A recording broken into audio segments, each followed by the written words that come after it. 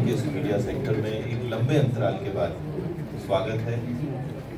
चुनाव की बेला के बाद ये पहली पत्रकार वार्ता है और इसीलिए आज दीप प्रज्वलन से हम सब के लिए हर्ष का विषय है कि माननीय उप मुख्यमंत्री आदरणीय राजेंद्र शुक्ला जी के कर कमलों से ये पहली प्रेस कॉन्फ्रेंस इतने लंबे अंतराल के बाद और एक नई सज्जा के बाद आप सबके समक्ष की जा रही है।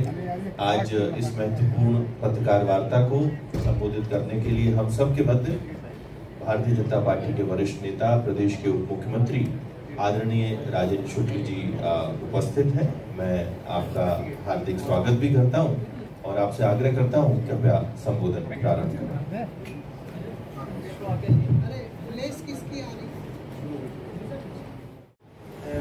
5 लाख रुपए तक की मुफ्त में इलाज करने की योजना का ये परिणाम है कि हेल्थ सेक्टर में भी एक नई क्रांति आई है। प्राइवेट सेक्टर के लोग अस्पताल खोल रहे हैं जो आम आदमी को राहत दे रहे हैं। दूर दराज इलाकों के भी हॉस्पिटल्स हैं,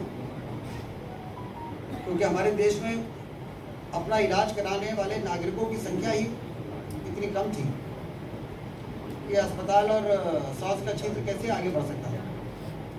लेकिन मोदी जी ने ऐतिहासिक काम किया कि रिक्शा चलाने वाला, ठेला थकाने वाला, खेतों में मजदूर करने वाला 5 लाख रुपए तक का हेल्थ सिक्योरिटी कवर लेके चल रहा है। और अस्पताल चलाने वाले लोगों को मालूम है कि गरीब आदमी जरूर है, लेकिन अस्पताल अपना इलाज कराने के लिए सक्षम है और उसके कारण तेज़ी से स्वास्थ्य के क्षेत्र में हॉस्पिटल्स बढ़े हैं।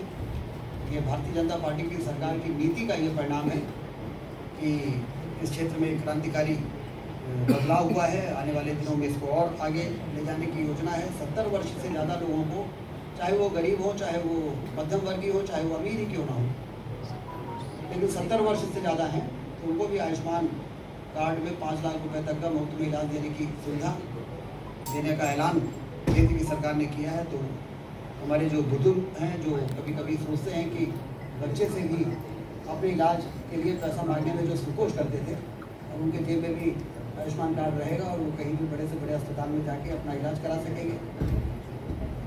और अभी पिछले दिनों हमने जो संविदा कर्मी हमारे यहाँ हैं, आशा कार्यकर्ता हैं, सहायिका हैं और पंचायत सचिव हैं, रोजगार सहायक हैं, इनको भी 2 दिन पहले ही आदेश जारी कर दिया है कि उन सबको 5 लाख रुपये तक का आयुष्मान कार्ड से इलाज कराने की सुविधा दी जाएगी। शिक्षा के क्षेत्र में CM rise school 150, 1500 CM rise school, CM rise school के इंफ्रास्ट्रक्चर और रिकरिंग और नॉन रिकरिंग कार्यों में खर्च के लिए, और उसमें 10 किलोमीटर तक के बच्चों को वाहन से लाना और पहुंचाना, क्वालिटी एजुकेशन जिस तरह से प्राइवेट पब्लिक स्कूल्स में होता है, उसी प्रिंसिपल पर मध्य प्रदेश की सरकार ने फैसला किया कि हम सीएम राइज स्कूल बनाएंगे, तो दूसरे चरण में उसको और बढ़ाएंगे और सामान्य आदमी जो सरकारी स्कूल में पढ़ते हैं उनको हम क्वालिटी एजुकेशन देने की व्यवस्था करेंगे। क्योंकि एजुकेशन यदि समान है तो सभी को आगे बढ़ने का पर्याप्त मौका मिलता है। लेकिन जो सक्षम लोग होते हैं वो तो बड़े बड़े स्कूलों में अपने बच्चों को भेज सकते हैं, पढ़ा सकते हैं, लेकिन गरीब आदमी तो सरकारी स्कूल में भेजता है। तो सरकारी स्कूलों की स्थिति बेहतर होनी चाहिए, पुरानी मांग है। उन सब चीज़ों को ध्यान में रखते हुए ये बड़ी अच्छी शुरुआत है। इसी प्रकार से डॉक्टर मोहन यादव जी ने पीएम कॉलेज ऑफ एक्सीलेंस, हर जिले में एक जो हमारा सरकारी कॉलेज है उसको हम उस लेवल तक ले जाएंगे जैसे आईआईटी होता है, आईआईएम होता है। उच्च स्तर के जो हायर एजुकेशन के जो सेंटर्स हैं उस लेवल पर ले जाकर उसको हम स्थापित करें। तो पीएम 14 तारीख को हमारे गृह मंत्री अमित शाह जी आ रहे हैं, जो इंदौर से करेंगे और पूरे प्रदेश के जितने भी जिलों का एक कॉलेज का चयन किया गया है उसको PM Shri college of excellence के रूप में उसकी शुरुआत होने जा रही है। तो एजुकेशन हो, हेल्थ हो, इन सभी क्षेत्रों में हमने तय किया है कि हमारे जो सामुदायिक स्वास्थ्य केंद्र हैं वो जिला अस्पताल के लेवल पर आए।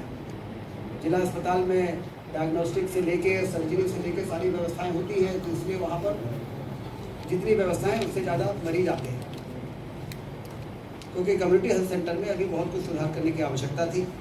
हम लोगों ने एनालिसिस किया, मुख्यमंत्री जी के निर्देश में क्या कमी है कि हम अपने ब्लॉक लेवल पे जो जैसे मध्य प्रदेश में 350 सामुदायिक स्वास्थ्य केंद्र हैं, उसको हम उस लेवल पर ले जाएं कि वहाँ सर्जरी भी हो, एनेस्थीसिया वाले भी रहें और रेडियोलॉजिस्ट भी रहें, मेडिसिन के भी स्पेशलिस्ट रहें, गायनी के भी रहें। तो इसमें जो गैप निकल के आया कि हमें लगभग 2500 डॉक्टर चाहिए और आउटसोर्स के लोग चाहिए 15-16 हज़ार, पैरामेडिकल स्टाफ चाहिए। तो इस बजट में मुझे आपको बताते हुए खुशी हो रही है कि पहले चरण में 18,000, दूसरे चरण में 10,000, ऐसा करके 40,000 तक स्वास्थ्य कर्मियों को डॉक्टर मिला के भर्ती करने की तैयारी हमारी है। और जो ग्रामीण क्षेत्रों के स्वास्थ्य केंद्रों में स्टाफ की कमी के कारण स्वास्थ्य सुविधाएं प्रभावित हो रही थी, उसको भी ठीक करने का संकल्प लिया गया है और उसके लिए बजट का प्रावधान किया गया है। हेल्थ का बजट 34% बढ़ा है मध्य प्रदेश में। मेडिकल एजुकेशन और हेल्थ डिपार्टमेंट को एक कर दिया गया है, जिससे आपस में कोऑर्डिनेशन की जो कमी होती थी उससे स्वास्थ्य सेवाओं में बेहतर करने में जो देरी होती थी उसको भी ठीक कर दिया गया है। तो इस बजट से आप ये देखेंगे कि चाहे वो इंफ्रास्ट्रक्चर हो, चाहे वो हेल्थ सेक्टर हो, चाहे वो एजुकेशन का सेक्टर हो, चाहे वो निवेश का क्षेत्र हो, मध्य प्रदेश निवेश के मामले में अब देश में सबसे प्रेफर्ड डेस्टिनेशन के रूप में देखा जाने लगा है। फिर पिछले को केंद्रित करके केंद्र सरकार अपनी नीतियाँ बना रही है। मध्य प्रदेश की डॉक्टर मोहन यादव जी की सरकार ने भी उसी प्रकार से अपना बजट बनाया है और विकास तेज गति से आगे बढ़े, आर्थिक क्रांति हो, पर्यटन की क्रांति हो, औद्योगिक क्रांति हो। पर्यटन की क्रांति के लिए PM श्री जो हेली और वायु सेवा शुरू हुई है, तो आप पता करेंगे कि रीवा से जबलपुर से भोपाल से जबलपुर और रीवा होते हुए सिंगरौली के जो अभी एक दिन प्लेन चल रहा है उसमें 2-2 महीने की बुकिंग है, एडवांस बुकिंग। तो मैंने मुख्यमंत्री जी से कहा है कि अब इसको 3 दिन करिए और फिर इसको डेली करिए। ये टूरिज्म की इतनी संभावनाएं हमारे मध्य प्रदेश में है। 3 मतलब इतने नेशनल पार्क हैं हमारे यहाँ और वाटरफॉल्स हैं हमारे यहाँ। इन सारी चीज़ों को ध्यान में रखते हुए PM श्री ये पर्यटन की क्रांति हो और एयर एम्बुलेंस और शव वाहन, ये भी मैं आपको बताना चाहता हूँ कि इसके लिए भी बजट में प्रावधान किया गया है। आपने देखा होगा कि एयर एम्बुलेंस शुरू होने के बाद गरीब आदमी जो 1000 रुपये भी अफोर्ड नहीं कर सकता है अपने इलाज के लिए, परिवहन के लिए, उसको फ्री में प्लेन से हम एयरलिफ्ट करके भोपाल और बड़े अस्पतालों में पहुंचा रहे हैं और ऐसे ही शव वाहन भी हम शुरू कर रहे हैं। तो इस प्रकार से ये बजट जो है ये गरीबों के, किसानों के केंद्र में रखते हुए बजट बना है और दूसरी ओर इंफ्रास्ट्रक्चर में तेज गति से काम हो और एक रोबस्ट इंफ्रास्ट्रक्चर मध्य प्रदेश में निर्मित हो। उस दिशा में जो काम चल रहे थे इसको अपने मुकाम तक पहुँचाने वाला ये बजट है।